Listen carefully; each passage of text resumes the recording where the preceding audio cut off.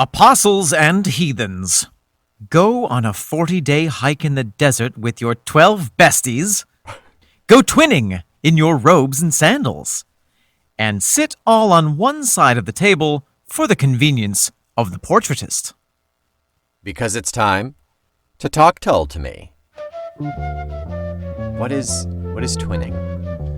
Twinning? Yeah, like just dressing up in the same outfit? Yeah. Is that a Twinning. Is that a Gen Z thing? Is it a Zoomer thing? Yes. Okay. Yes. I don't know the terms. I'm not married to a Zoomer, so I wouldn't know. Listen. Welcome back, everyone. I am Omen Sade. And I am Nick McGill. Together we are Feckless Momes. And this is Talk Tull to Me. An apostolic journey through the holy land of prog rock, where Nick the Fisherman and Omen the Brown will experience conversion, persecution, and perform the dance of the seven veils, always seeking the truth of the word of Jethro Tull.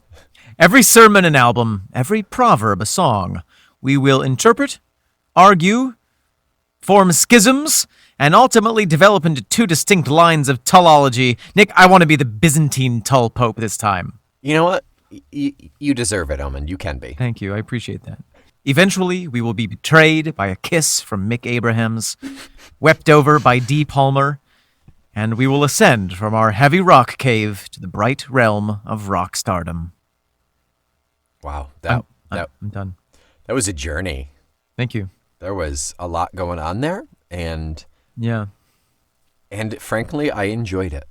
I was going to say I did research, but I asked my wife to do some research. That's what our wives for, to pick up the slack. Yikes. They are our better halves. Or better three-quarters in some cases. Oh. Hey, Nick. Hey, Omen. Before we jump into the meat of today's episode, let's play a little round of What Are You Drinking? Pass the cup of crimson wonder.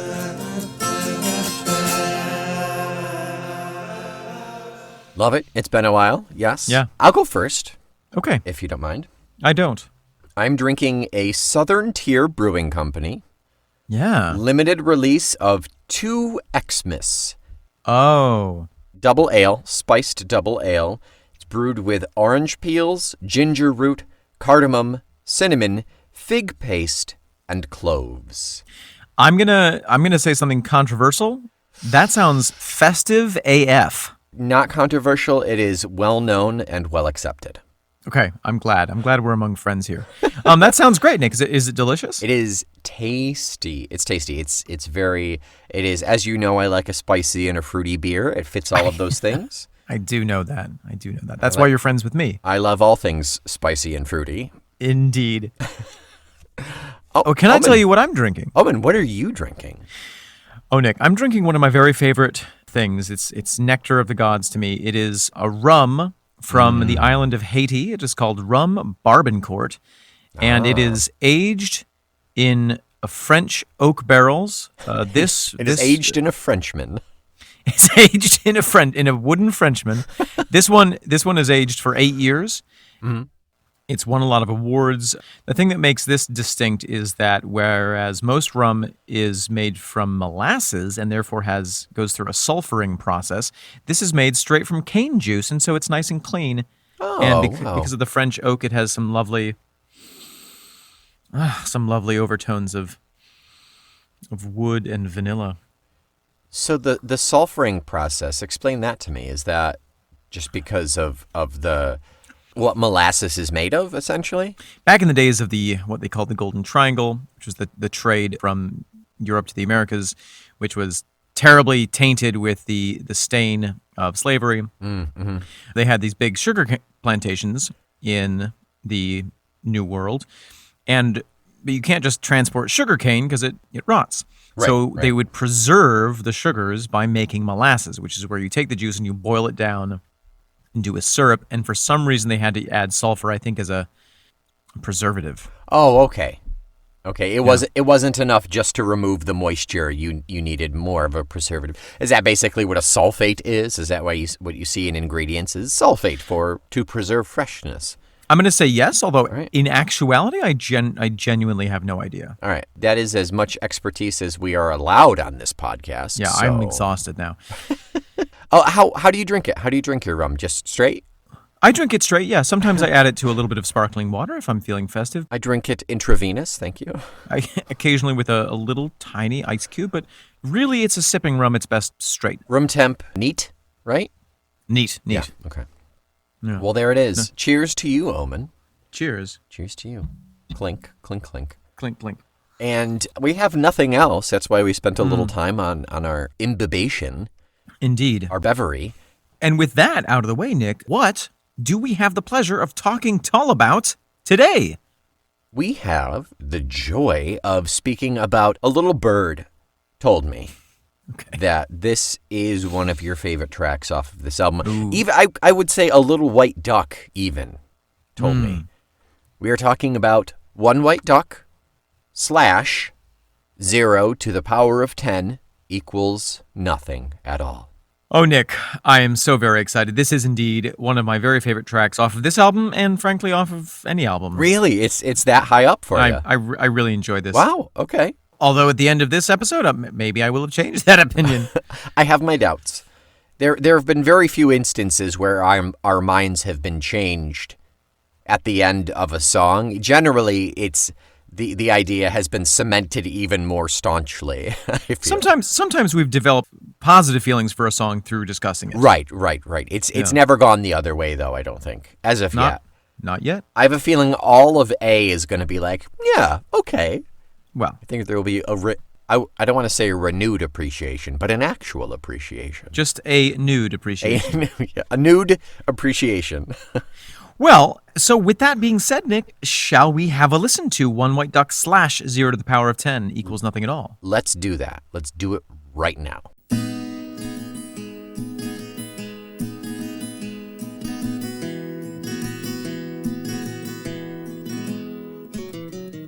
I did not remember how much I enjoyed this song. I did not remember how just really delightfully acoustic this song is.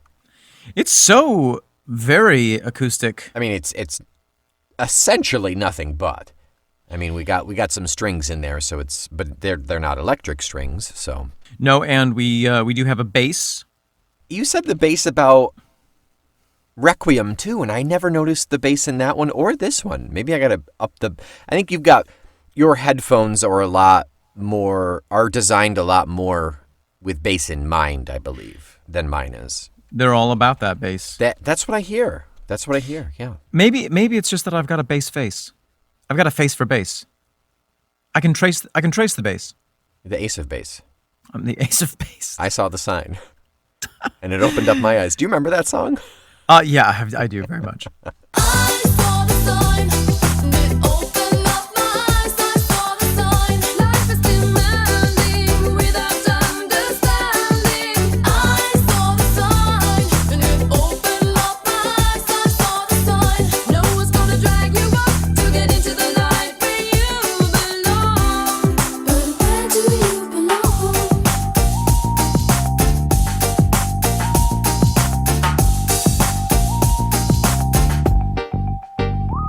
So, yeah, wow, very acoustic. I mean, in some ways, it is not dissimilar instrumentationally from a Requiem. Correct. The bulk of it is acoustic and Ian singing with some strings in the background and, according to Omen Sade, some bass in there. Alleged bass. Some alleged bass. Ghost bass. There is also... So this to me conjures the image of kind of what we talked about before, which is Ian sitting alone in the mobile studio late at night by himself, strumming on his guitar, singing his feelings. Much less depressed than Requiem was, though. A very different tone. Very different tone. Yeah, a lot more allegorical and cryptic, I would say. Ooh, allegorical is such a good and accurate word to describe this, Nick. I'm gonna I'm going to give you 10 points for that. Oh, I'm finally on the board. I'm so excited. I can't believe this. 10 points to Nicodor. That was yeah. A little Harry Potter reference, yeah. The thing that I find so interesting about this song, Nick, is that in terms of the instrumentation, we have the slash. It's broken up into two different sections, right? And the first section starts out with that very typical for this album count off: a 1, 2, 3, dum, bum, bum, bum, bum. A 1, 2, 3. Yep, another revisit of that live. The minstrel. You're sitting in a chair watching this happen kind of thing. Yeah. This one's called One White Duck slash 0 to the power of 10 equals nothing at all. He's a witch! He does mathematics! Mathematics, burn him! Burn him! And then we have the guitar, but very soon after that, we have sneaking in the strings. Oh, at about 40 seconds they come in. Yep. And the motorway stretching right out to us all. And, unless it's all the peyote talking, the bass. I gotta up the bass on these. Yeah, Or up the peyote, Nick. up the peyote. It might be. Yeah, I mean that may be the problem. It might be.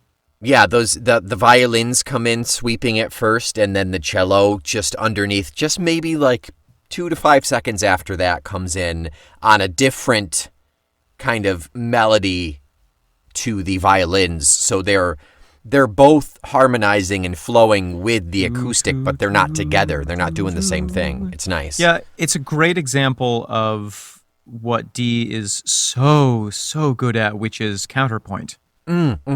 Yeah, great way to put it. Very, very She good way. provides, real composition here. Yes, absolutely. Ugh. Yeah, there is a complexity that goes beyond just I'm going to play the melody in the background on strings to go along with the singing. Right, or I'm going to provide some sweeping chord effects. It's and I think that the best example of this in this song is in the final "Isn't It Just Too Damn Real? One White Duck on Your Wall."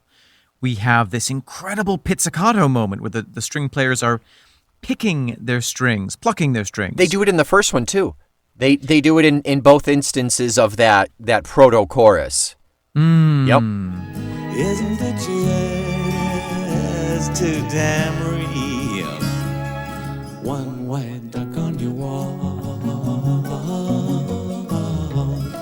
One duck on your wall. One duck on your wall.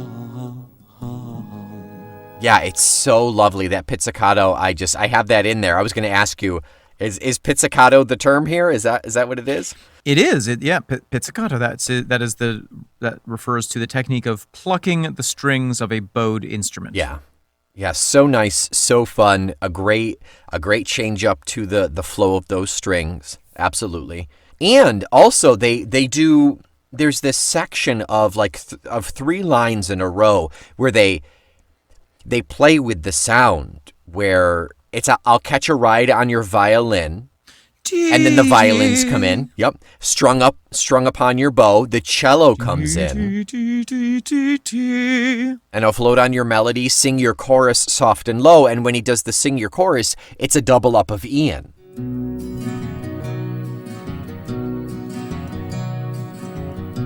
I'll catch a ride on your violin, strung upon your bow, and I'll float on your melody, sing your chorus soft and low. Yeah, it's really nice. It's really subtle and nice. And if you're not looking at the lyrics and really paying attention, it's easy enough to kind of just flow into the background. But it's a really nice, simple, subtle, sweet touch. Yeah, it's playing with the imagery. It's echoing the imagery in the actual music. It's great. Oh, so lovely. So lovely. This whole song, I forgot how slow and sweeping this song was. For some reason, I thought it was a little bit quicker, and it's maybe just because I think immediately to go to the 0 to the power of 10 portion, which picks up just a little bit. It does. But the One White Duck part is so nice. So slow and sweeping. So the whole thing is in 3/4 time. Okay. And I think that's what gives it the sense of forward motion. Interesting. Okay. As opposed to Requiem, which is in 4/4, which I think Just kind of plods. it makes it sink. It makes it heavier than it could be. And the thing that I was going to observe is that when we go from One White Duck on Your Wall to 0 to the power of 10, we have that sort of demi-resolve and then from that point on, it's just the guitar and Ian singing. One duck on your wall.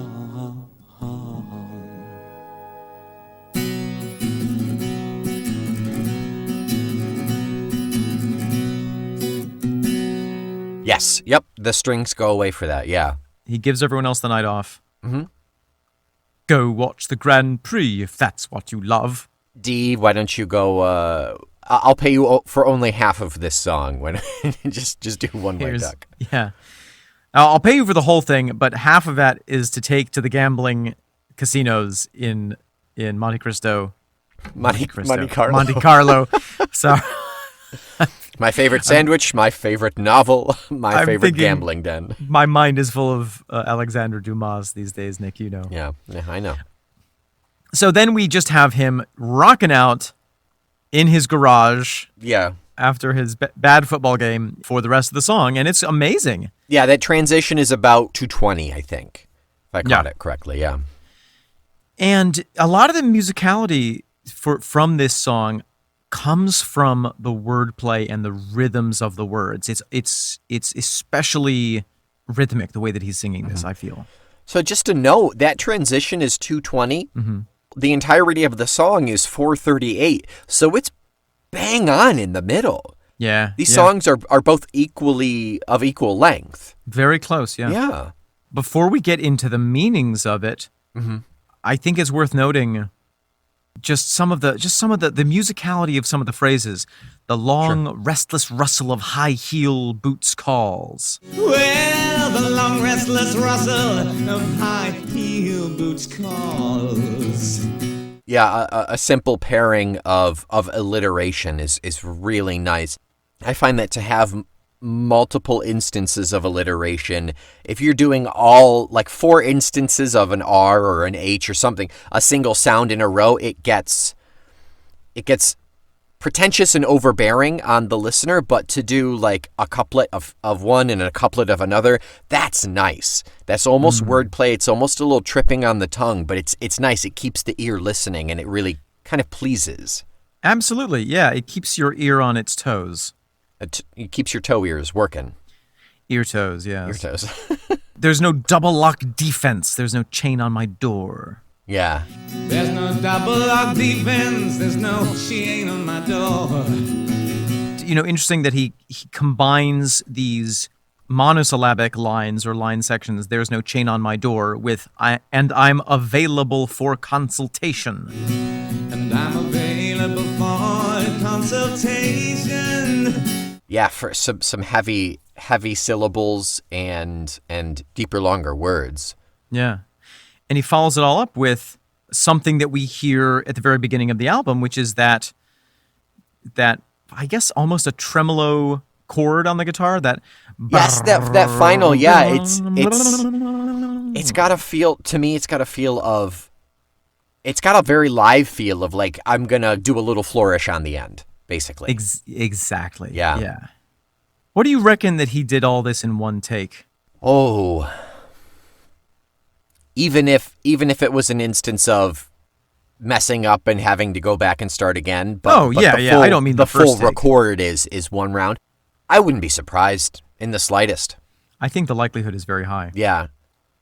Yeah. If we've learned anything about Ian, is he seems to be a He's bit a of a Scotsman. perfectionist. He's a Scotsman. That's the only thing we've learned. That's the only thing we know. He seems to be a bit of a perfectionist and really darn good at what he does. Yes. So I don't think he would really go into this being like, we'll make it work. Yeah. You know, I think he was most likely pretty prepared. I also think that in this kind of recording where it is mainly just one instrument and a voice, it's difficult to hide edit points anywhere. Yes, very good point. Yeah. So now that we've talked about the musical aspect of this song, Nick, I think it's time for us to dive into the lyrics. Yeah. We'll ostensibly treat this as one song, but we'll go in order and talk one, then talk the other. It's a song in 2 acts. Yeah. Yeah, I think it could very well have been 2 separate songs, or it could very well have been just one song titled one song, and I wouldn't have blinked either way. Yes. So, Omen, So, Nick. what is the white duck? Oh, Nick. I am so glad that you asked. So, I uncharacteristically actually did a little bit of research here. Shock. You're not allowed to, Omen. You can't tell me this. Sorry. I'm legally obligated to tell our superiors. What? Oh, yes. Who are us? What I found was on a website called prose.com, Proz.com. Okay. There is a subpage dedicated to One White Duck on the Wall. Wow. Okay. And the question is posed by Zmechka some years ago in 2003 is, there's this old Jethro Tull song. I was wondering what the white duck might mean in the context. Any suggestions? Reheller, the same year, comments, a traditional wall ornament in northern England is/was a set of 3 porcelain flying ducks, each smaller than the last. They tend to signify a well-established, settled household. If only one duck remains, one white duck on your wall, the suggestion is that the household or marriage has broken up. Wow. Hence this song. Whether the white duck is the only duck left, or the pale outline where a duck has been removed from the wall is something to consider. So this is another breakup song. But it's like, it feels like it's a little further down the line, like he's gotten over it, but he's still a little bitter. I think there are 2 possibilities here, Nick. I think that it is possible that it is a further down the line breakup song. I also think that I think the possibility exists that it is a remembrance of a particular phase in the relationship where you essentially know that it's going to end, but you're still clinging on to some of the beautiful parts of it, and Okay. you're in the process of remembering it fondly. So it's not a sense of clinging to it in hopes that it will come back per se, but you don't want to transition your mindset to being single again. Possibly, or it's already happened and you're looking back on it, remembering those bittersweet moments. Yeah. Well, let's look at some of the images here. Okay. There's a haze on the skyline to wish me on my way. All right. So haze and going away. Great. There's a haze on the skyline to wish me on my way. There's a note on the telephone, some roses on a tray. And there's a note on the telephone, some roses on a tray. Well, roses are a sign of affection, certainly. Right. You don't give somebody breakup roses usually. Correct. Makeup roses. Makeup roses. There's a note on a telephone. So something needs to be conveyed, but he's on his way out. So he's left a note. Okay. And he's left some roses. Yep. The motorway stretching right out to us all as I pull on my old wings. And the motorway stretching right out to us all as I pull on my old wings, one white duck on your wall. So there's this sense for me of leaving in the early morning, hence the haze, Yep. Okay. and this inevitability, the old wings, the wings that you've worn so many times because that's what you do, you fly away. Okay. And the hungry motorway, the motorway stretching right out to us all. The motorway pulls you onto it. Mm-hmm. It reminds me of the line that Gandalf says in The Lord of the Rings. It's a dangerous thing stepping onto the road, Bilbo Baggins. You never know where it might sweep you off to or something like that. Remember what Bilbo used to say? It's a dangerous business, Frodo, going out your door, you step onto the road, and if you don't keep your feet, there's no knowing where you might be swept off to. So, Nick, why don't we move on to the second part of the song, the post-slash? So fly away, Peter, and fly away, Paul. So this is the Jesus reference that you made in the opener, yeah? It was because we have a little reference to Peter and Paul. Peter the apostle, Paul the not apostle, but he did stuff later. The late apostle. The apostle. Yeah. But that's really it, though, right? I mean, Yeah. even the next after that hyphen from the fingertip ledge of contentment. From the fingertip ledge of contentment. I mean, is that something that Jesus told to his disciples? Like, don't be content? Nick. Maybe. Nick, I don't Nick. know. It's been a long time since I've been to church. So here we are again on the rickety rope bridge of Omen's internet research. I knew Peter and Paul were references to biblical figures. Yes. And that's why I wrote the intro based on that. But Go on. the phrase "fly away, Peter" and "fly away, Paul" I knew rang some very dusty bell in the deep, winding corridors of my memory. It's a children's lullaby or something, right? Isn't it like a children's song? It's a children's rhyme, indeed. Yes, it is. The title of that poem, of that rhyme, is, as I'm sure many of our listeners know, Two Little Dicky Birds. Classic. Classic. Classic. Your classic Dicky Birds. Yep. just a little Dicky Bird rhyme, like we do. It dates back to the 18th century. It was first published, I'm reading from allnurseryrhymes.com. I mean, I wouldn't go anywhere else. It was first published in London in the collection called Mother Goose's Melody Okay. in 1765. Okay. There's no evidence as to the exact origin or author. It was originally the names were Jack and Gill. They were eventually changed to Peter and Paul. Mm-hmm. And it's played as a game where you hold your fingers in front of you as the two little Dicky Birds, Okay. and then you make them disappear one by one. Fly away, Peter, fly away, Paul, and then you bring them back. Would you like to hear the whole thing? Oh, yes. This is the whole reason we did this episode. All right, everyone. Put your hands in front of you. Two little Dicky Birds sitting on a wall. One named Peter, one named Paul. Fly away, Peter. Fly away, Paul. Come back, Peter. Come back, Paul. That's it. Wow, that barely rhymed. There's Yeah. a bit of a stretch there. Yeah, and it never uses the phrase Dicky Bird, which I find pretty disappointing. But Yeah, right. in terms of the lyrics, I think it's very interesting.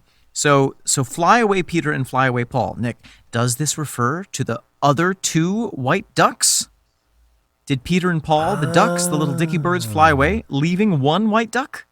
Okay, from the fingertip ledge of contentment, meaning that's basically where the relationship fell apart, is you just lived in contentment for a while? Yeah, which isn't much to hold on to. Also, it's a finger game.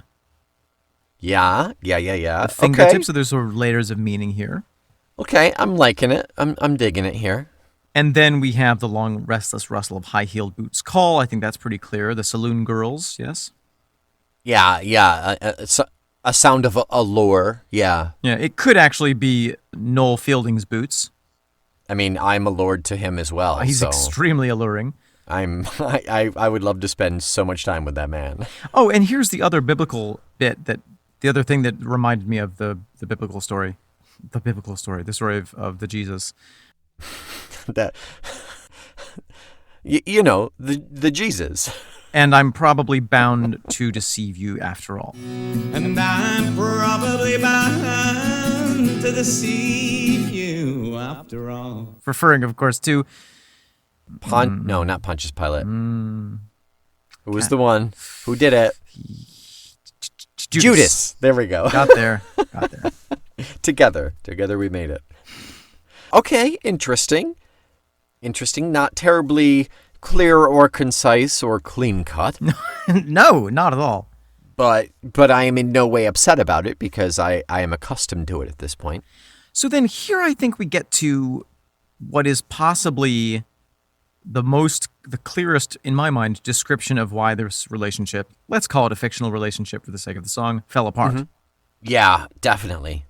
Something must be wrong with me and my brain if I'm so patently unrewarding. Something must be wrong with me and my brain if I'm so patently unrewarding. Now is that, and I know it could go either way, but is it snarky and facetious, or is it like really self-loathing where I'm useless, I can't do anything, or I'm unrewarding to be with? You're worthless! You're less than nothing! What's keeping you here? You don't belong here! Why don't you just quit?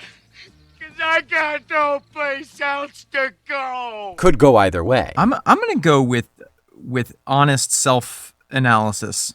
Yeah, okay. Have you ever had an entanglement, Nick, a love entanglement that was very one-sided, and let's say, for instance, the person who was the other side of this relationship was great and smart and pretty and attractive, and you enjoyed spending time with them, and there was just something about it that you just couldn't get into somehow? Something about that person, the relationship? Something wasn't cricket, as the kids say? Or something with you? Oh, yeah. You know what I'm saying? Yeah. Is it my fault that I can't be happy with this relationship? Right. Or is it, yeah. Here's this person, they're interesting. perfect, they love me. What's wrong with me? Yeah. That I can't just be happy and make this work. Woof. I just dredged up some serious stuff in my life. We're going to cut to a commercial break here while Nick goes to therapy. It's Uncle Frankie's flute cleaner. Do you have a dirty flute? I'm sure we all do. Get yourself a pint of Uncle Frankie's flute cleaner and your flute will be sparkling in no time. Just one dip and it'll lip and zip. Welcome back. I have spoken to my therapist. I've Okay. taken a Xanax. I've blown my nose. We're good. Yeah, I've joined the French Foreign Legion to forget. Oh my goodness. To go further on, to build upon that theory, but my dreams are for dreaming and best left that way. But my dreams are for dreaming and best left that way. Very much, I'm nothing but a dreamer, and I'll never amount to anything but dreams. Yeah. And my 0 to your power of 10 equals nothing at all. And my 0 to your power of 10 equals nothing at all. And I think that's the clincher, isn't it? Oh my gosh, I'm bringing nothing to the relationship. You've got everything going for you. You are perfect, and you've got it all. But It doesn't matter how much you love me. you can polish a turd only so much. It's still a turd. Wow. Yeah. How's that for? You can multiply my apathy 1,000,000 times, and I'll still be like, Eh. Yeah. Yeah. Sad. Difficult stuff, Nick. Yeah, it's pretty harsh. It's pretty harsh. So then we have some other the lyrics at this point for me become increasingly opaque until they are a true Vanta Black of meaninglessness. Just depthless, staring into the Unfathomable. void. The only creatures who live there are the one who feed off the volcanic vents. There's no light. Yeah, bioluminescent. Mm-hmm. There's no double lock defense, no chain on my door, and I'm available for a consultation. Okay. I didn't stop you. You could have spoken to me before this happened. We could have worked this out. Right. I'm open to talking about it. Yeah. What, there's nothing to talk about? But remember, your way in is also my way out. But remember, your way in is also my way out. The door. Mm-hmm. Once you open the door, I'm going to walk out of it. I could. It's not a promise. It's like, remember, Right. this could go either way. Every time God opens a door, a fly flies in. That is a famous proverb. Yeah. Mm-hmm. And love's four-letter word is no compensation. And love's four-letter word is no compensation. What is love's four-letter word? Well, a four-letter word is most curses, most swears Sure. are four-letter words. So anything being a four-letter word, it's that. It's shoehorned into that. If something is a four-letter word, it's a curse. Love is a four-letter word. And love just so happens to be a four-letter word. That being said, how does and love's four-letter word is no compensation? It's almost like saying love for love's sake is pointless. Yeah, and it's loving to love is more of a curse than you gaining something from it. Interesting. Yeah. So then we get to, well, I'm the Black Ace dog handler. I'm a waiter on skates.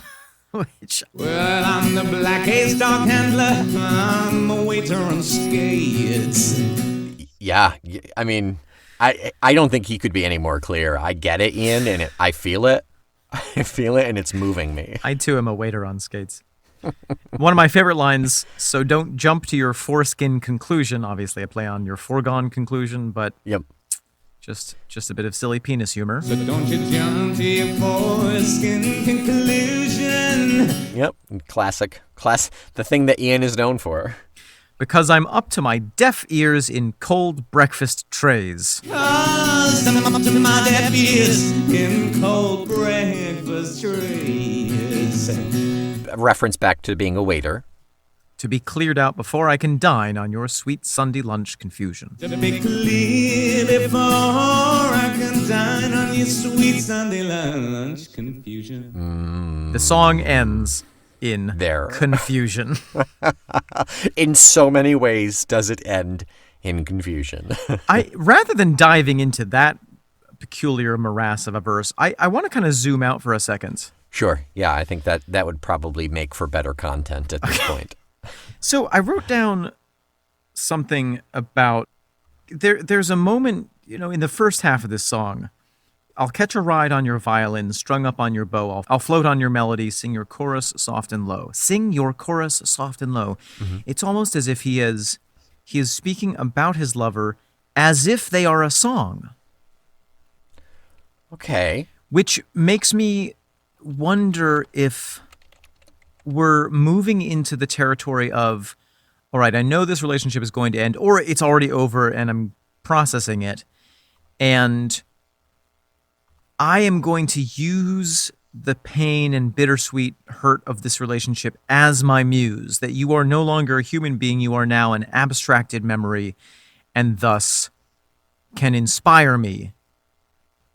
You walk away with nothing, and even though I offered nothing, what I get out of it is the heartbreak inspiration.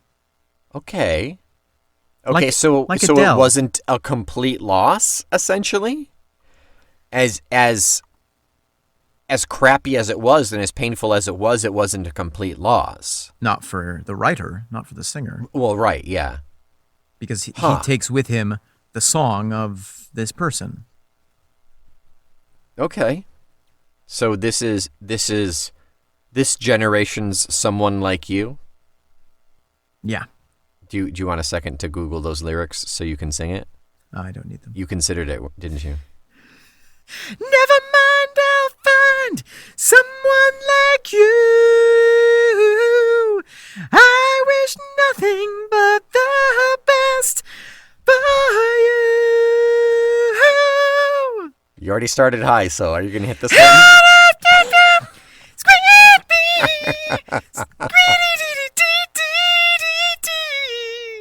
Never mind, I'll find someone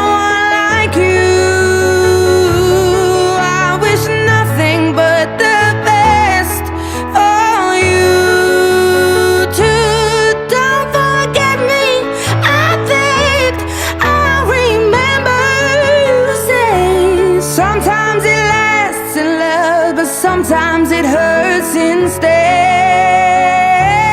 Sometimes it lasts in love, but sometimes it hurts instead. And Woof. now I'm out of oxygen. I'm The gonna pass dog out. is very upset about that. I used to play that song on the mandolin. Oh, I bet that sounds very nice. I was the backup, obviously. Right. Right. This was Fox and the Hound, It was. right? It was, Yeah. Nick, what else do we want to say about this song? You know what, Omen? What? I don't want to say anything else. Okay. What if I force you to? I feel uncomfortable now. Okay. I feel pressured. I feel on the spot. I feel put out. I feel put upon. Yeah. Yeah. That's where I like you, Nick. Stretched and uncomfortable. Yeah. On the rack. On the rack. No, I got nothing else. I got nothing else about this song. I'm more excited and interested in the musicality, Yeah.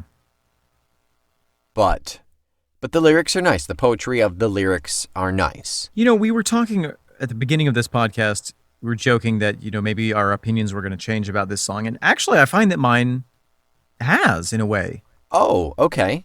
But for the negative or for the positive? Neither. It is gone completely horizontal. I've gone into the fifth dimension of opinion. Okay, go on. When I used to listen to this song as a youth, I felt it was a love song, like oh, I love you so much, oh, my tenderness. Yeah. And it was sort of aspirational for me. It's like, oh, Okay. I want to be a duck on a wall. I don't have any idea what that means. But I want it.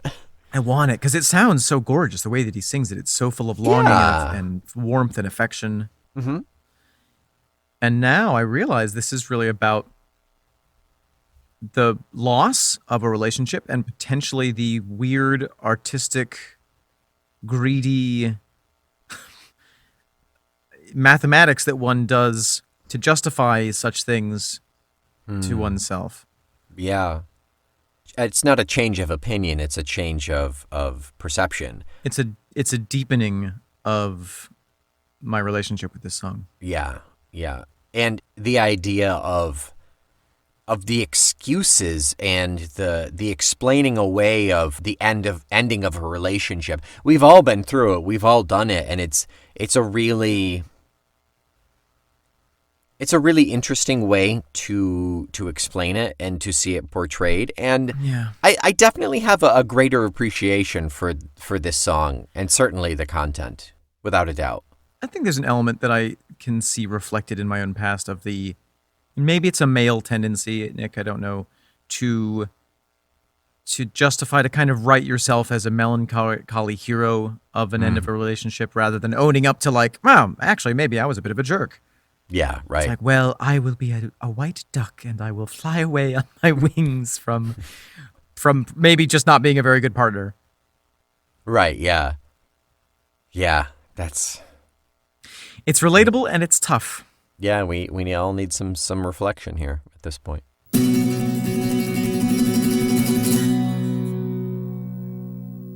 And on that note, Nick. That deeply depressing note. Omen, Nick. what are we listening to next week? Ooh, I am glad that you asked because it gives me Because I definitely know. a moment to look it up. Oh, Nick, next week we are diving into what is likely to be the meatiest, crunchiest, superfood stuffed, good cholesterol filled song on this entire album. It is next week, Baker Street Muse. Baker Street Muse, everyone. Say it one more time, preacher. 16 and a half minutes, Baker Street Muse. Baker Praise Street Baker Muse. Street. Until then, if you see one white duck on your wall, go out and shoot 4 more and put them on your wall, and underneath each one of them hang a golden star. And then take those stars and give them to us in the form of an iTunes rating. Send those carcasses of white ducks directly through the mail to iTunes, and they will translate it to 5 They will. It's a stars. new thing that they do. It's pretty cool. Yeah. Yep. Carcass star translation. Yeah. If you are feeling sad about the breakup that you're about to experience with this episode once it's done, Yeah. write your feelings in the form of a positive review and send it to us, or write us an email. Tell us how you're feeling. Let us know. We're here for you. We We're here will- for you once a week. We will for an never hour. break your hearts more than once every 7 days. That's it. And we're going to stick to that. Hey, you'd be losing. No, I got nothing. Sorry, my vaudeville circuit's burnt out. Until Baker Street News next week, I am Nick McGill. I am Omen Sade, We are Feckless Momes. and this is Talk Tull to Me.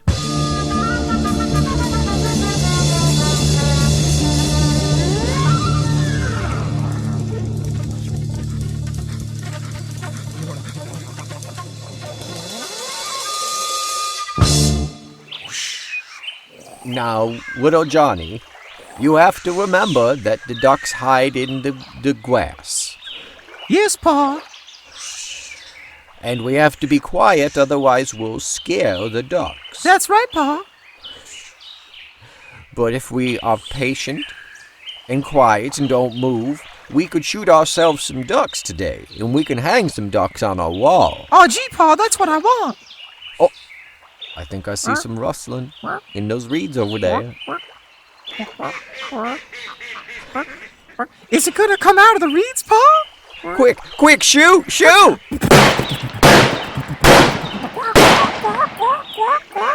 Aw, it's just a talk Tull to me. You know, those are just a member of the Feckless Momes audio network. Let's blast it anyway. Yeah, it deserves it.